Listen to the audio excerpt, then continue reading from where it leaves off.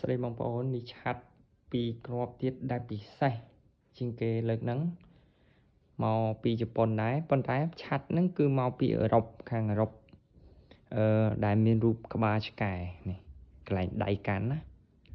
ក្បាលឆ្កែនេះមួយនេះដែរក្បាលឆ្កែជាបើរាប់គិតទៅសឹងតែ30-40 ឆ្នាំហើយឆាត់ហ្នឹង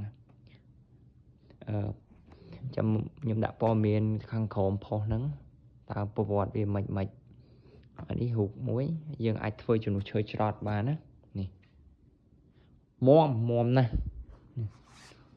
ឈើហើយក្បាលដែកម៉ាអារ៉ាមីស brand អារ៉ាមីសនេះ brand ហ្នឹង brand ល្បីកាលពីប្រហែល10 ឆ្នាំមុនខ្ញុំបើកឲ្យមើលធំឆាត់ហ្នឹងធំមែនតើហ្មងពណ៌ទឹកប៊ិចលីពណ៌បៃតងធំឆាត់ហ្នឹងធំហើយមាំមែនតើគាត់តែកាន់មកក្បាលមានរូបក្បាលឆ្កែនេះទៀតនេះហ៎ស្អាតសម្រាប់ដាក់តាំងដាក់អីក៏បានដែរ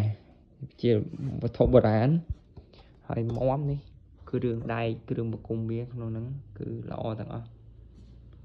ណាអាចចាស់តិចតួចតែយើងពិនិត្យតើតែពិនិត្យមើលដូចមានស្នាមនេះស្នាមច្រេះ